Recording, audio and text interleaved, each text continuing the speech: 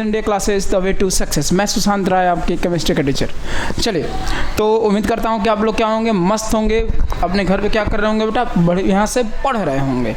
और कहते हैं ना कि उम्मीद पे तो दुनिया कायम है। तो मैं से बार बार कहता हूँ कि अगर आपसे उम्मीद है मुझे कि आप एक अच्छा रिज़ल्ट लेके आओगे 10th में, तो जैसे मुझे आप पे उम्मीद है वैसे आपके पेरेंट्स का भी आप पे उम्मीद होगा कि नहीं मेरा बच्चा मेहनत कर रहा है, पढ़ रहा है, वैसे ही। तो जैसे कि मैं बार बार कहता हूँ, जैसे आप सीरियल देखते हैं मंडे टू फ्राइडे, तो उस मंडे को जो नया एपिसोड आता है तो कहता है कि अब तक हमने देखा। तो वैसे मैं बात करूँगा कि अब तक हमने देखा। अगर आप मेरे चैनल पे पहली बार विजिट कर रहे हो, ये आपका पहला लेक्चर है, तो प्लीज़ आप इससे पहले जितने लेक्चर हमने इस केमिकल रिएक्शन एंड इक्वेशन के अपलोड किए हैं उसको पहले देखिए, तब जाके आप यहाँ तक और अच्छे से और अच्छे ढंग से क्या कर पाएंगे, सीख पाएंगे, समझ पाएंगे कि हम कहना क्या चाहते थे। ठीक है, तो चलिए फिर रिकैप करते हैं कि पिछला हमने अभी तक क्या देखा था। अपन ने केमिकल रिएक्शन क्या होता है वो देखा था। अपन ये देखा था कि क्या क्या उसकी कैरेक्टरिस्टिक्स, प्रॉपर्टीज़ क्या क्या हो सकती है वो देखा था। केमिकल इक्वेशन कैसे आया था, केमिकल इक्वेशन क्या कहते हैं वो देखा था। बैलेंसिंग द केमिकल इक्वेशन देखा था। How to balance the chemical equation देखा था। फिर उसके बाद मैंने कहा था कि आगे देखेंगे हम लोग, आज देखेंगे टाइप्स ऑफ केमिकल रिएक्शन। उससे पहले किसी बच्चों का कमेंट आया था कि सर एक हार्ड केमिकल इक्वेशन बैलेंस करके दिखाइए। बेटा हार्ड कुछ नहीं होता, मैं वापस कह रहा हूँ कि जैसे मैंने आपको बताया था कि एक को देखिए बाकी सबको ब्लर कर दीजिए, तो वहीं काम करिए। आप मान लीजिए यहाँ से बहुत बड़ा आपका केमिकल इक्वेशन दिया है और कह रहा है उसे बैलेंस करने के लिए, तो कोई बड़ी बात नहीं है, आप हेजिटेट होइए मत। आपको जो बताया गया है कि कैसे, जैसे हमारा एक रिएक्शन है, केमिकल इक्वेशन लिखी गई है, उसमें जैसे आप कार्बन डाइऑक्साइड को, जैसे मीथेन को ऑक्सीजन के साथ रिएक्ट करा के carbon dioxide and water release कराते थे, वहाँ पे बैलेंस करते समय आप कार्बन को देख रहे थे, बाकी सबको ब्लर कर रहे थे। वैसे ही मैं वह भी कहूँगा, आज भी कहूँगा, आपके सामने कितना भी बड़ा कॉम्प्लेक्स इक्वेशन क्यों ना हो, एक समय में एक को बैलेंस करने वाला फंडा अप्लाई करिए, आपके सारे क्वेश्चन आसान हो जाएंगे। ये कहना कि सर कोई हार्ड नहीं होता नहीं बेटा, आप आराम से उसको करो, बढ़िया से करो। हर टॉपिक को, हर केमिकल इक्वेशन को पहले लिखो, फिर कोशिश करो कि एक समय में एक ही को बैलेंस करोगे, फिर देखना कि तुमको ये आइडिया हो जाएगा। और मैं चाहता हूँ कि अगर आप केमिकल इक्वेशन केमिकल इक्वेशन को बैलेंसिंग पे क्वेश्चन करना चाहते हैं और ज़्यादा वो होने चाहते हैं, मतलब कंफर्ट होना चाहते हैं, तो कम से कम इस इक्वेशन पे, इस टॉपिक पे आप 20 के आसपास क्वेश्चन ज़रूर लगाइए। ठीक है, फिर आगे हम देखते हैं। फिर इसके बाद भी अगर कोई डाउट रह जाएगा तो मैं बिल्कुल उसका समाधान करने की कोशिश करूँगा बेटा आप लोग का। चलिए आगे देखते हैं, आज का लेक्चर क्या है, टाइप्स ऑफ केमिकल रिएक्शन। इसके हम लोग अब आज देखेंगे, टाइप्स देखेंगे। तो टाइप्स में अपन चले हम लोग, तो जो नॉर्मल हमारा जो हुआ था, केमिकल रिएक्शन हुआ था, फिजिकल चेंज, केमिकल चेंज हुआ था, केमिकल इक्वेशन हो गया था, दस गुड, यहाँ तक अपन लोग देख लिए थे हम लोग। फिर बैलेंसिंग हो ही गया था। अगली टॉपिक क्या थी आपकी, प्रेसिपिटेट हो गया था ये सब। हाँ देखिए, ये टॉपिक है हमारी आज की, जो हमारी टॉपिक है वो है टाइप्स ऑफ रिएक्शन। अब हमें पढ़ना है कि रिएक्शन के कितने टाइप्स होते हैं, क्या क्या होते हैं, कैसे होते हैं। सबसे पहला लिखा आपका कॉम्बिनेशन रिएक्शन। पहला आपकी टॉपिक है हमारी कि व्हाट इज़ कॉम्बिनेशन रिएक्शन। दूसरा टाइप्स क्या है इसका, डिकम्पोजिशन रिएक्शन। तीसरा है डिस्प्लेसमेंट। चौथा है डबल डिस्प्लेसमेंट। उसके बाद देखेंगे तो हमको क्या पढ़ना होगा, ऑक्सीडेशन पढ़ना होगा, रिडक्शन पढ़ना होगा, रेडॉक्स पढ़ना होगा, प्रेसिपिटेशन पढ़ना होगा, एक्सोथर्मिक एंड एंडोथर्मिक। हमें इतना कुछ पढ़ना है अब आगे के समय में हमें। यानी अगर इतना हम पढ़ते हैं तो नॉर्मली हम कहेंगे कि हमारा चैप्टर मतलब लास्ट टॉपिक हमारा ये है। कहा जाता है कि डबल डिस्प्लेसमेंट, ऑक्सीडेशन पढ़िए, रेंसिडिटी पढ़िए, वहाँ तक अपन चैप्टर समाप्त हो जाता है। तो ये चैप्टर बड़ी बात नहीं है और ये चैप्टर इतनी बड़ा नहीं है। इसके मज़े तब आएंगे जब आप हर टॉपिक पे क्वेश्चन करते चलेंगे तब। जैसे चैप्टर समाप्त होगा तो मैं प्रीवियस ईयर के कुछ क्वेश्चंस लेके आऊँगा कि देखो ऐसे ऐसे क्वेश्चन पूछते हैं, इसके सॉल्यूशन कैसे बनाए जाएंगे हमारे। तो ऐसे मैं क्वेश्चन लेके आऊँगा ताकि आप भी क्या करेंगे, उसके यूज टू हो जाएंगे। अभी तो आपने क्या किया होगा, इसके सारे थियरी पढ़ रहे होंगे, सारे क्वेश्चन, एक दो क्वेश्चन तो अटेंड कर ही रहे होंगे कि हाँ बनता कैसे। चलिए आज देखेंगे हम लोग टाइप्स ऑफ केमिकल रिएक्शन में सबसे पहला कॉम्बिनेशन रिएक्शन, कि कॉम्बिनेशन रिएक्शन क्या होता है। आगे देखते हैं।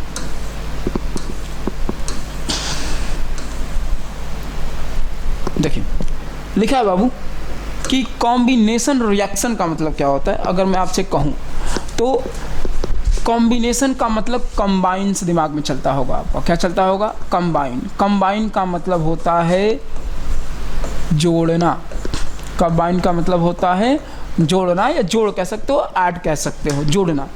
ठीक है, इसमें लिखा है कि reaction in which two or more reactant combine to form a single product is called chemical combination. चलो बड़ी अच्छी बात इन्होंने कहा कि केमिकल कॉम्बिनेशन हमारा क्या होता है। जैसे मैं यहाँ कह रहा हूँ नॉर्मल, कुछ नया नहीं है, कुछ इसमें आपको नया पढ़ना ही नहीं है। थोड़ा सा मैथमेटिक्स की तरफ चलते हैं, कॉम्बाइंस से पहले मैथमेटिक्स की तरफ चलते हैं। जैसे एक नॉर्मल एक छोटे से बच्चे को मैं दूं कि 2 + 2 + 2 + 2 + 2 + 1 + 1 + 1 कहूँ मैं तो बताओ कितना हुआ, तो क्या करेगा बच्चा, 2 2 4 6 8 10 2 12 1 13, देखिएगा सर 13। एंड वेरी गुड, ये क्या किया आपने, तो कहेगा कि हमने इसको प्लस किया है, जोड़ दिया है। सिमिलरली मान लो मैं कह रहा हूँ कि आ प्लस म, मान लो देखो हाइपोथेटिकल बता रहा हूँ, तो बच्चा कहेगा आम। जस्ट नॉट द हो सकता है करेक्ट, पर यहाँ देखिए मतलब 0 + 2 + 0 + 2 + 0 + 3 + 4 + लाइक दैट। क्या हो, 2 2 4 3 7 7 11। कर क्या रहे हैं बेटा, कर क्या रहे हैं, हम एक से अधिक नंबरों को जोड़ के एक सिंगल नंबर में कन्वर्ट कर दे रहे हैं। कर रहे हैं कि नहीं, एक से अधिक नंबरों को हम जोड़ के एक सिंगल वर्ड में, एक सिंगल नंबर में कन्वर्ट कर दे रहे हैं। अब सेम केस यहाँ मैं आपसे पूछूंगा, सेम केस में यहाँ आपसे पूछूंगा कि बेटा अगर मैं व्हाट इज दिस यार, यही होता है भैया, आ जाओ यस देखो यही होता है। यहाँ पे कह रहा है मान लीजिए कि A + B + C + D, इन चारों को जब जोड़ोगे तुम, ये किसके बराबर हो रहे हैं, E के बराबर हो रहे हैं। यानी कह रहा है, इसका मतलब ये कह रहा है व्हेन 2 or more compound, मैंने क्या कि जब 2 या 2 से अधिक सबस्टेंस, 2 या 2 से अधिक सबस्टेंस जब एक साथ जुड़ के रिएक्ट करके मिलके एक सिंगल सबस्टेंस का फॉर्मेशन करते हैं, तो उसे हम क्या कहेंगे, कॉम्बिनेशन रिएक्शन कहेंगे। कॉम्बिनेशन का मतलब, जोड़ का मतलब यही होता है ना, 2 या 2 से अधिक लोग को जोड़ के एक सिंगल में कन्वर्ट करो। कहते हैं कि टीम इंडिया में कितने होते हैं, प्लेइंग 11, क्रिकेट की बात कर रहा हूँ, तो 11 प्लेयर को जोड़ के हम एक नाम से जोड़े कि नहीं, टीम इंडिया के नाम जाने, तो उसे कहते हैं जोड़ना। यानी सेम केस यहाँ अगर देखूँ मैं, यहाँ मैं कहाँ गया, मैं यहाँ गया मैं, तो यहाँ मैं देखूँगा तो मैं क्या कहूँगा कि नॉर्मल, यहाँ देखिएगा सेम लिखा है रिएक्शन इन विच 2 और more reactant combine to form a single product. जब 2 या 2 से अधिक हमारे रिएक्टेंट, जो रिएक्ट हो रहे से रिएक्टेंट कहते हैं, जब 2 या 2 से अधिक रिएक्टेंट हमारे एक साथ जुड़ जाते हैं तो हम जुड़ के एक नए सिंगल प्रोडक्ट का फॉर्मेशन करते हैं, उसे हम लोग क्या कहते हैं, क्या कहते हैं, combination reaction. Similarly burning of coal, यहाँ एक एग्जांपल दिया गया आपका कि बर्निंग ऑफ कोल के बारे में, यानी जब आप कार्बन को ऑक्सीजन के साथ रिएक्ट कराते हैं, किसके साथ रिएक्ट करते हैं, ऑक्सीजन के साथ, कार्बन को ऑक्सीजन के साथ रिएक्ट कराते हैं, तो यहाँ क्या मिला, कार्बन डाइऑक्साइड का फॉर्मेशन हुआ। अब अगर देखा जाए एक लॉजिकल फॉर्म में, तो जब 2 या 2 से अधिक रिएक्टेंट, जब 2 या दो से अधिक रिएक्टेंट मिलके एक सिंगल कंपाउंड का फॉर्मेशन करता है, एक सिंगल सब्सटेंस। यानी ये हमारा हो गया कार्बन डाइऑक्साइड का फॉर्मेशन किया, तो यहाँ क्या दिख रहा है, क्या दिख रहा है, एक तरह से देखा जाए कि इधर लेफ्ट साइड में, अगर लेफ्ट की बात कर रहा हूँ मैं अकॉर्डिंग टू योर डेटा, तो जितने भी रिएक्टेंट हो, 10 हो, 20 हो, 50 हो, सबको जोड़ के एक फॉर्म में इधर एक कंपाउंड के नाम में लिख दिया गया, तो उसे हम क्या कहेंगे, कॉम्बिनेशन रिएक्शन कहेंगे। सिमिलरली अगर आपको दिख रहा होगा तो ऐसे मैं जितने चाहे उतने एग्जांपल लेके आपके सामने लिख सकता हूँ। जैसे यहाँ देखिए, फॉर्मेशन ऑफ वाटर, H2O2 को जोड़ोगे तो क्या मिलेगा, H2O मिलेगा। फॉर्मेशन ऑफ स्लैक लाइम, ये भी पढ़े थे तुम लोग कि स्लैक लाइम का फॉर्मेशन कैसे होता है, सबको पता है कि क्विक लाइम प्लस H2O करेंगे। जैसे मान लो यहाँ पे तुमने लिखा क्विक लाइम, क्विक लाइम को हम क्या कहते हैं, कैल्शियम का ऑक्साइड भी कह सकते हैं, कैल्शियम ऑक्साइड भी कह सकते हैं। कैल्शियम ऑक्साइड को जब तुम पानी के साथ यानी H2O के साथ रिएक्ट कराते तो क्या बनता है, CaOH का होल ट्वाइस बनता है कि नहीं। देखो यहाँ पे क्विक लाइम, चूना अलग पानी अलग, दो को जोड़ के एक बना दिया गया कि नहीं, स्लैक लाइम यानी कैल्शियम हाइड्रोक्साइड के नाम में, किस नाम से, कैल्शियम हाइड्रोक्साइड। ये सब किसके एग्जाम्पल है, किसके एग्जाम्पल है, ये सब एग्जाम्पल है कॉम्बिनेशन रिएक्शन के। अब एक बात ध्यान समझना कि कॉम्बिनेशन रिएक्शन में, कॉम्बिनेशन रिएक्शन की बात करूँ मैं तो ऐसे बहुत सारे एग्जाम्पल हो सकते हैं। मैं लिखते जाऊँगा, तुम थक जाओगे, तुम उदारते थक जाओगे। समझ में आ रहा कि नहीं। एक चीज नोटिस करने वाली बात जो थी वो ये समझो क्या थी। एक सेम रिएक्शन ही रिएक्शन ले रहा हूं जो नीचे लिखा हूं कि एक बड़ी अच्छी लाइन है यहाँ पे कि जब CaO, जिसको हम लोग कैल्शियम ऑक्साइड के नाम जानते हैं, तुम बार बार लिख चुके हो तो उसको लिखने की ज़रूरत नहीं है। देखो ध्यान से, कैल्शियम ऑक्साइड को जब तुम पानी के में डालते हो CaOH का होल ट्वाइस बना, ये सबको पता है। सर आपने देखा होगा कि आज के समय से पहले, जब पहले समय में लोग घर की पुताई कराते थे, कलरिंग कराते थे, तो देखो अपन मिडिल क्लास लोग हैं, तो भारत में क्या होता है कि ऐसा नहीं होता है कि जब मूड में आया हम अपना घर की वो साफ़ सफाई या क्या कहते हैं उसको, रंगाई पुताई करा देते हैं। हम लोग क्या करते हैं, या तो कोई अच्छा फेस्टिवल आया हो, होली दिवाली आया हो, या घर में कुछ फंक्शन पड़ा हो, तभी हम अपने घर को साफ़ सफाई यानी ऐसे करके माहौल बनाते हैं हम लोग। तो आज के समय में देखिए कि आज के समय में लोगों के पास पैसा, या कह सकते हैं बहुत सारे स्रोत आ चुके हैं, एशियन पेंट, बहुत सारे पता नहीं कितने पेंट आ गए हैं कि ये कराइए वो कराइए। पहले समय में थोड़ा सा जाओ तो पहले समय में ये सब पेंट उड़ ना हो के हम लोग क्या कहते थे, घर की बहुत खुश होते थे तो घर की चूना से पुताई कराते थे। चूना, ये वाला, वही वाला चूना से हम लोग क्या करते थे, पुताई कराते थे। तो उसमें क्या होता था कि जब जो पेंटर होते थे, देखिए होगा, मैंने तो नोटिस किया, आप भी नोटिस कभी किए होंगे, एक बकेट लेते थे और बकेट में पहले क्या डालते थे, चूना डाल दिए, क्या डाल दिए, चूना डाल दिए। उसके बाद उस चूने में उन्होंने क्या दिया, उस चूने में उन्होंने क्या कर दिया, पानी डाल दिया। क्या डाला, वाटर डाला। जैसे वाटर डालते थे, मैं उसको नज़दीक से देखा हूँ, उस बाल्टी में से कुछ बबल्स निकलने लगते थे। ऐसा लग रहा था कि वो वार्म हो रहा है, गर्म हो रहा है, कह सकते हैं कि वो बॉयल हो रहा है अंदर अंदर। अब उसके बाद मैंने एक बार नोटिस किया था कि पानी डालने से पहले जब मैं इसके सरफेस को बाहर से टच किया था, पानी डालने से पहले, तो मान लो कि मुझे उस समय लगा होगा टेम्परेचर 27 डिग्री सेल्सियस अप्रॉक्स मान रहा हूँ मैं। फिर जब पानी डाल दिए उसके बाद मैंने टच किया, उसके बाद मैंने चेक किया, उस समय चेक किया तो मुझे ये लगा कि यार पानी, अब जो इसका टेम्परेचर है जो बकेट का, वो टेम्परेचर कहीं बढ़ के 40 डिग्री के आसपास आ गया है अप्रॉक्स, यानी इतना हीट। यानी सर उसके बाद मैंने देखा कि पानी डालने के बाद जो पेंटर थे वो एक लकड़ी का इस्तेमाल कर रहे थे उसको मिलाने के लिए।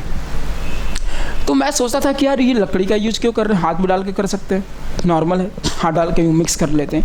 फिर समझ में आया कि नहीं भाई, पानी जब क्विक लाइम यानी जब चूना में पानी डालते हो तो वहाँ में a large heat, a large amount of heat is released, a large amount of heat is released during this reaction। ये समझने वाली बात थी कि जब क्विकलाइम और पानी का जब रिएक्शन हो रहा था तो वहाँ पे हमारा एक ज़्यादा amount, a large amount of heat is released during the chemical reaction, इसलिए वो बकेट गर्म हो जा रहा था, इसलिए उस चूने के पानी में से वो क्या निकल रहे थे, क्या बोलते हैं वो बबल्स निकल रहे थे। यानी मैं ये कह सकता हूँ कि सर यहाँ पे हमारा एक्सोथर्मिक प्रोसेस हुआ है। कौन सा प्रोसेस हुआ है?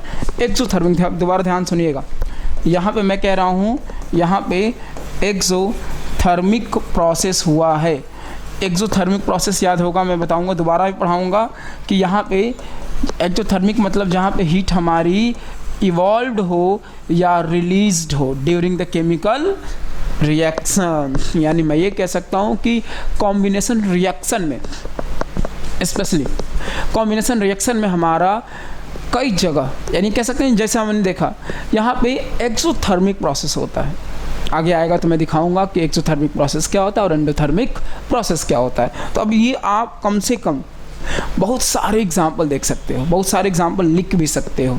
बस क्या देखना है, कॉम्बिनेशन में 2 या 2 से अधिक हमारा रिएक्टेंट होने चाहिए, सबको मिला जुला के हमारा प्रोडक्ट कितना होना चाहिए, सिंगल होना चाहिए। तो ये हमारा क्या होंगे, कॉम्बिनेशन रिएक्शन होंगे। ऐसे कई सारे रिएक्शन में दिखाऊंगा आपको जिसमें हम लोग डायरेक्ट क्या पूछता है, बताइए भैया कॉम्बिनेशन है कि डिकम्पोजिशन है। तो ज़्यादा परेशान होने की ज़रूरत नहीं है, बिल्कुल नहीं। चलो आगे चलते हैं। थोड़ा सा कहते हैं ना कि थोड़ा बहुत जो रिएक्शन हमारी आगे वैरी करती है उसको पहचानते कैसे हैं। डिकम्पोजिशन रिएक्शन से थोड़ा सा पहले कुछ बात कर लेते हैं, एक और छोटी सी नन्ही सी टॉपिक है।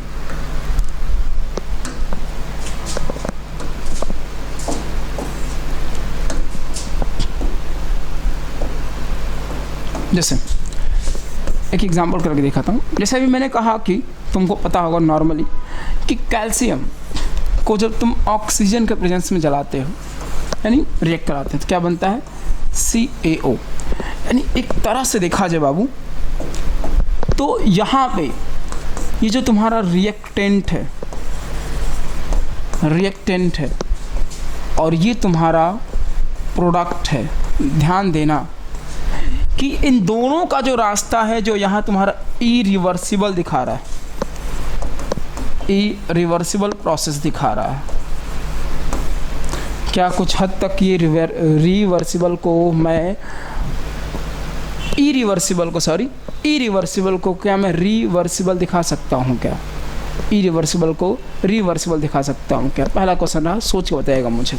अगले लेक्चर में ये पूछूंगा आपसे। दूसरा क्वेश्चन मैंने आपको पढ़ाया था कि डेल्टा H की वैल्यू, डेल्टा H यानी चेंज इन एंथैल्पी। यहाँ पे याद होगा, अगर डेल्टा H तुम्हारे दिमाग में आया होगा तो तुम्हारे दिमाग में एंडोथर्मिक भी आया होगा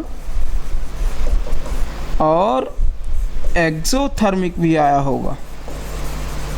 कि अब अपन किसकी बात कर रहा है, इसकी डेल्टा H की वैल्यू पॉजिटिव होगी, नेगेटिव होगी कि जीरो होगी। 3 केस बनते हैं।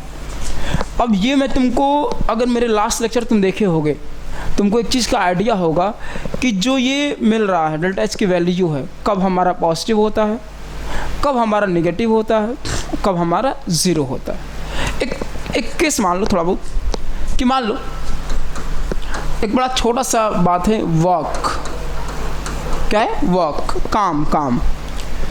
मान लो मैं तुमको एक बॉटल दे के गया, एक बॉटल फुल ऑफ वाटर है और एक बॉटल एम्प्टी है। मैंने कहा बेटा मैं जा रहा हूँ, मैं आता हूँ वहाँ से, तुम इस बॉटल का पानी इसमें डाल देना पूरा कम्प्लीटली, मैं आ रहा हूँ। तुमने कहा ठीक है सर।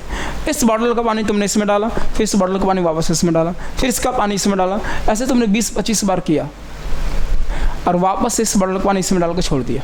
मैं आया, मैं तुम्हें ये कह के गया था इस बॉटल का पानी इसमें तुम्हें डालना है। क्या तुमने डाला है? नहीं सर। डाला है, आपने रिपीट किया इस प्रोसेस को, आपने करीब 10-15 बार गए हैं। लेकिन मैं जब आऊँगा तो मैं वर्क डन क्या देखूँगा कि मैंने जो कहा था इनिशियल और फाइनल कोई चेंज है कि नहीं। मैंने पहले देखे गया था कि अभी भी वैसा ही था, पहले भी वैसा ही था, भरा हुआ ही था, ये खाली था, अभी भी ये भरा हुआ ये खाली है। मेरे हिसाब से work done is zero. No doubt कि आपने काम किया है, उसमें एनर्जी आपकी खर्च हुई है, लेकिन आपने वर्क डन कहाँ दिखाया?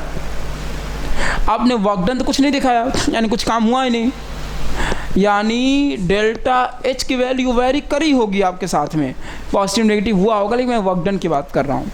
और यहाँ जो मैं बात कर रहा हूँ नॉर्मली कि जितने कॉम्बिनेशन रिएक्शन होते हैं, ध्यान समझना, ये जुड़ने वाले काम होते हैं।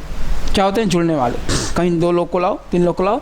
अब एक बात दिमाग में डालो कि जब जुड़ते लोग हैं तो क्या होता है, एनर्जी रिलीज होती है कि एनर्जी मिलती है? इनको एनर्जी देनी पड़ती है। कि मान लो तुम एक यहाँ से 2 किलोमीटर का रास्ता है, अकेले ट्रेवल करो, अकेले चल रहे हो, जा रहे हो, और अगली केस में आप उसी रास्ते से जा रहे हो और आपका एक दोस्त मिल गया, क्या कि चल भाई मैं भी इधर ही जा रहा हूँ, चलते हैं। पहले वाले केस में तुम्हें मन नहीं करेगा कि जाऊँ कि नहीं जाऊँ, या बड़ा रास्ता तुमको लगेगा, बहुत बड़ा रास्ता है। पर दूसरे वाले केस में जब तुम्हारा दोस्त तुम्हारे साथ जा रहा है तो तुमको वो रास्ता समझ ही नहीं आएगा, कब बीत गया मालूम ही नहीं चलेगा। तो क्या हुआ, तुम्हारी बॉडी की एनर्जी बढ़ गई, अचानक एनर्जी मिली तुमको कि देनी पड़ी? पहला क्वेश्चन। दूसरा कि अब एक ही गली में बार बार तुम जा रहे हो, एक लाइन अच्छी याद आ गई कि तेरे दीदार के खातिर, दीदार समझते हो ना, कि तेरे दीदार के खातिर ही आते हैं तेरी गलियों में, तेरे दीदार के खातिर ही आते हैं तेरी गलियों में, वरना आवारगी के लिए तो पूरी शहर पड़ा है। बड़ी अच्छी लाइन है, बड़ी बेहतरीन लाइन है कि तेरे दीदार के लिए ही आते हैं तेरे गलियों में, तेरे दीदार की खातिर ही आते हैं तेरी गलियों में, वरना आवारगी के लिए तो पूरी शहरों की गलियाँ पड़ी है। सेम केस यहाँ कह रहा है कि इनसे जुड़ के वापस एक कंपाउंड का बनना, अलग अलग टीम, कहते हैं ना कि together we will make a difference. अकेले तुम वो सब नहीं कर सकते जितना तुम मिल के एक साथ कर सकते हो। तो सेम केस यहाँ कॉम्बिनेशन रिएक्शन के, इसके बारे में एक बार ज़रूर सोचिएगा, फिर मुझे बताइएगा, मैं अगले लेक्चर में आपसे ज़रूर मिलूँगा। वापस आते हैं अपने पे। अगला है डिकम्पोजिशन। जैसे बड़ी कुछ बातें बड़ी जायज़ हैं और कुछ बातें फिक्स हैं कि अगर मिलना लिखा है तो बिछड़ना भी लिखा है। जैसे ये जीवन का एक सत्य है कि अगर जिस पृथ्वी पे जन्म मिली है तुम्हें, तो मृत्यु भी पॉसिबल है, जाना ही जाना आपको है। सेम वैसे ही कि अगर आपसे कोई मिल रहा है, मिला है आपसे, तो उसका बिछड़ना भी जायज़ है। कहते हैं कि मिलना एक, बिछड़ना एक बड़ी खूबसूरत पल होता है एक मिलने का। मतलब ये लिखा हुआ है, सब कुछ है कि आपको बिछड़ना ही है। सब के साथ देखिए, अभी जो आप कर रहे थे उसको उल्टा कर दीजिए, कुछ नया नहीं करना आपको। कह रहा है a reaction in which single reactant break down to form 2 और more product known as decomposition reaction. जैसे मैंने कहा कि आपको कुछ नया नहीं सोचना है, यानी अभी जो आप किए हो उसी का वाइस वर्सा करो। वाइस वर्सा मतलब अभी तक हम क्या पढ़ रहे थे कि A + B to form C, इसको हम लोग नाम दिए थे कॉम्बिनेशन रिएक्शन। इसको नाम क्या दिए थे हम लोग? Combination reaction. अब उल्टा कर देते हैं, इसको उल्टा कर दो, मान लो C to form A + B। कोई देखेगा तो कहेगा कि दिस इज डिकम्पोजिशन रिएक्शन। यानी सर ये उल्टा नहीं दिख रहा है। कहाँ? हाँ, तो मैं भी तो ही कह रहा हूँ, ये भी उल्टा है। यानी decomposition reaction is just opposite of combination reaction. हमारा डिकम्पोजिशन रिएक्शन कुछ नया नहीं, बल्कि हमारा कॉम्बिनेशन रिएक्शन का ही क्या है? उल्टा पार्ट है। जैसे अभी हम तक क्या पढ़ रहे थे कि 2 या 2 से अधिक रिएक्टेंट को जोड़ के हम एक सिंगल प्रोडक्ट में कन्वर्ट करेंगे। यही पढ़ रहे थे ना कि 2 या 2 से अधिक हमारे रिएक्टेंट होंगे, उनको जोड़ के हम सिंगल प्रोडक्ट में कन्वर्ट करेंगे, उसे कॉम्बिनेशन कहते थे। अब मैं कहूँगा उल्टा कर दो, एक रिएक्टेंट, केवल एक रिएक्टेंट टूट के 2 या 2 से अधिक भागों में क्या हो जाएगा? कन्वर्टेंट 2 या 2 से अधिक प्रोडक्ट में कन्वर्ट हो जाएगा। जैसे यहाँ देखिए सी बड़ा आसान चीज़ था यहाँ पे कि आपने क्या किया? सी को तोड़ के ए और बी में कन्वर्ट किया। अब बड़ी अच्छी बात है कि सर टूटने पे, तोड़ने के लिए, अगर मुझे इस सामने मेरा लाइट पेन दिख रहा है, इस लाइट पेन को अगर तोड़ना है, किसी भी चीज़ को तोड़ना है, तो कैसे टूटेगा? बोल के तोड़ देगा, चलो तोड़ दो। जादू तो है नहीं मेरे पास, ऐसे मैं कुछ सेकंड दिखूंगा और चट से टूट जाए। जादूगर तो मैं रहने होने से रहा। यानी इसको अगर तोड़ना है तो आपको हीट देनी ही पड़ेगी, या कह सकते हैं एनर्जी, एक फॉर्म ऑफ एनर्जी आपको देनी पड़ेगी। अब ये एनर्जी का फॉर्म कुछ भी हो सकता है। सेम केस, अगर दो दोस्तों की दोस्ती तोड़नी है, तीसरा बंदा अगर आप हो, तो क्या करना होगा? साम दाम दंड भेद सब लगाना होगा। यानी आप क्या लगा रहे हो? एक फॉर्म ऑफ एनर्जी, अपनी पूरा इन्वॉल्वमेंट रख रहे हो कि इनकी दोस्ती टूटे। तो क्या लगा रहे हो? कुछ ना कुछ दे रहे हो ना, एक फॉर्म ऑफ एनर्जी दे रहे हो ना। सेम केस, किसी को तोड़ने के लिए, इसको भी तोड़ने के लिए एक प्रोडक्ट को आप एक रिएक्टेंट को आप 2 या 2 से अधिक प्रोडक्ट में कन्वर्ट कर रहे हो, तो कन्फर्म आप तोड़ रहे हो। और तोड़ने के लिए हमें क्या देनी पड़ेगी? एक form of energy is required. वो फॉर्म कुछ भी हो सकता है, जैसे मैंने यहाँ कहा कि तोड़ने के लिए आपको क्या करना होगा? ए फॉर्म ऑफ एनर्जी देनी होगी। पहला देखिएगा, 3 टाइप ऑफ डिकम्पोजिशन और थर्मल डिकम्पोजिशन कह सकते हैं। 3 टाइप के डिकम्पोजिशन होंगे। पहला हमारा थर्मल डिकम्पोजिशन, दूसरा हमारा इलेक्ट्रोलाइटिक डिकम्पोजिशन या इलेक्ट्रोलिसिस के नाम से जाना जाता है, और तीसरा फोटोलिटिक डिकम्पोजिशन। 2 चीज़ें ध्यान समझना, 3 चीज़ें हमें पढ़ना है यहाँ पे।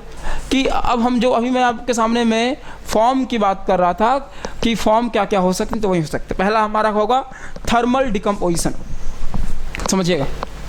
थर्मल डिकम्पोजिशन का मतलब देखिए, तोड़ने का फॉर्म ऑफ एनर्जी। थर्मल का मतलब यहाँ पे डायरेक्ट हीट होगा। अब हीट का सोर्स यहाँ लिखा है, decomposition reaction take place in the presence of heat. अब ये आप हीट कहाँ से दे रहे हो? एज यू विश, गैस से दो, कैंडल से दो, बर्नर से दो, एज यू विश, बस दो। अगर तुम हीट के प्रेजेंस में किसी भी रिएक्टेंट को, कंपाउंड को तोड़ रहे हो, उसे हम क्या कहेंगे? Thermal decomposition. क्या कहेंगे उसे हम लोग? Thermal decomposition. जैसे यहाँ देखो, हमारे पास एक फेरस सल्फेट है। क्या बेटा? हमारे पास फेरस सल्फेट है, FeSO4 सॉल्ट फॉर्म में। इसको हमने हीट किया। सबको पता है कि जब ये टूटेगा हमारा फेरिक ऑक्साइड और सल्फर डाइऑक्साइड के फॉर्म में और ट्राई ऑक्साइड के फॉर्म में टूटने वाला है। सर नॉर्मल, बड़ा इंपॉर्टेंट रिएक्शन है, ध्यान रखिएगा। जब हम फेरस सल्फेट को हमने तोड़ा तो फेरिक ऑक्साइड और सल्फर डाइऑक्साइड और सल्फर ट्राई ऑक्साइड के फॉर्म में टूटा। ऐसे सारे बहुत एग्जाम्पल है। जैसे यहाँ देखिए, कैल्शियम कार्बोनेट यानी लाइमस्टोन के नाम से जाना जाता है। और जब इसको हीट करोगे तो किस में टूटेगा? कोई क्लाइम NCO और कार्बन डाइऑक्साइड के प्रेजेंस में हमारा ये बहादुर टूटेगा। सिमिलरली लेड नाइट्रेट, PbNO3 का होल ट्वाइस, ये सब पढ़े होंगे आप लोग कहीं ना कहीं। इसको भी हीट करेंगे, ठीक, किसमें टूटेगा? PbO + NO2 gas and oxygen gas.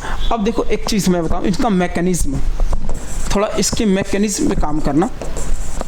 Mechanism का मतलब होता है ये टूट कैसे रहे हैं। अगर ये पढ़ना है तुम्हें कि टूट कैसे रहे हैं, तो ये पता किया करो पहले कि बने कैसे थे। अगर ये पढ़ना तुमको है कि टूट कैसे रहे हैं, तो इससे पहले ये पता किया करो कि बने कैसे हैं। अब अगर ध्यान से देखो तो यहाँ पे बने कैसे होंगे, तुमको ये दिमाग में आ रहा हो कि आयरन प्लस सल्फेट बने होंगे, ऐसे बने होंगे, पॉसिबल ही नहीं है। अगर कभी भी किसी को पता करना हो कि टूट कैसे रहे हैं, तो कैसे पता करोगे पहले कि ये बने कैसे थे। ध्यान दीजिए तीनों का, मैं अगली क्लास में इनकी बात करूंगा कि ये बने कैसे थे। यानी नॉर्मल अगर मैं आज से तुमसे बात करूं तो अभी हमने क्या देखा गया। डिकम्पोजिशन रिएक्शन क्या होता है? It is the just opposite of a combination reaction. ये कॉम्बिनेशन रिएक्शन क्या है? जस्ट अपोजिट होगा। दूसरी बात कि इसमें एक सिंगल रिएक्टेंट टूट के 2 या 2 से अधिक प्रोडक्ट में कन्वर्ट होगा। पहली लाइन इतना याद रहेगा। दूसरी बात कि टूटने के लिए या तोड़ने के लिए हमें कोई ना कोई फॉर्म ऑफ एनर्जी देनी ज़रूरी होगी। वो फॉर्म ऑफ एनर्जी कुछ भी हो सकता है, हीट ही होगा, इलेक्ट्रिसिटी भी हो सकता है और सनलाइट भी हो सकता है। तो मैंने कहा इसके बेसिस पे 3 हम डिकम्पोजिशन पढ़ेंगे। पहला थर्मल, दूसरा इलेक्ट्रोलिसिस या इलेक्ट्रोलाइटिक भी कह सकते हैं, दूसरा फोटोलिटिक या फोटोलिसिस भी कहते हैं उसको। मैं बताऊंगा तीनों को बारी बारी करके। तो उम्मीद करता हूं कि आज का लेक्चर आपको क्या हुआ है, समझ में आया होगा। अगली क्लास में बात करेंगे इलेक्ट्रोलाइटिक या इलेक्ट्रोलिसिस के बारे में, फिर उसके बाद बात करेंगे हम लोग फोटोलिटिक के बारे में। ठीक है। तो उम्मीद करता हूँ कि आज का लेक्चर आपको समझ में आया होगा। आप क्या कर रहे होंगे, नोट्स बना रहे होंगे और बढ़िया से पढ़ रहे होंगे बेटा, क्योंकि एक एक लेक्चर हमारे लिए बहुत इंपॉर्टेंट है, क्योंकि लास्ट में यही हमारा लेक्चर, यही हमारा मेहनत, यही हमारा नोट्स, जो मेहनत के होंगे यही हमारा रंग लाएगा। तुम ये देखोगे कि अपन के एग्ज़ाम में जितने क्वेश्चन आ रहे हैं सब यहीं से आने वाले हैं, क्योंकि हमारा बेस मजबूत है। अगर हम बेस मजबूत करके बैठे हैं, अपना सब कुछ पढ़ के बैठे हैं, तो मजाल है कि क्वेश्चन बाहर से आ जाए? पॉसिबल है? नहीं पॉसिबल है। इसीलिए कह रहा हूँ बड़ी शिद्दत से पढ़ो, बड़ी मेहनत से पढ़ो, ठीक है। तो उम्मीद करता हूँ ये लेक्चर आपको समझ में आया होगी। चलिए फिर मेरी मुलाकात होगी अगले क्लास में। So that's all to dash के लिए बस इतना रखते हैं, फिर मुलाकात होगी आपसे हमारे अगली क्लास में। तब तक के लिए थैंक यू सो मच। जय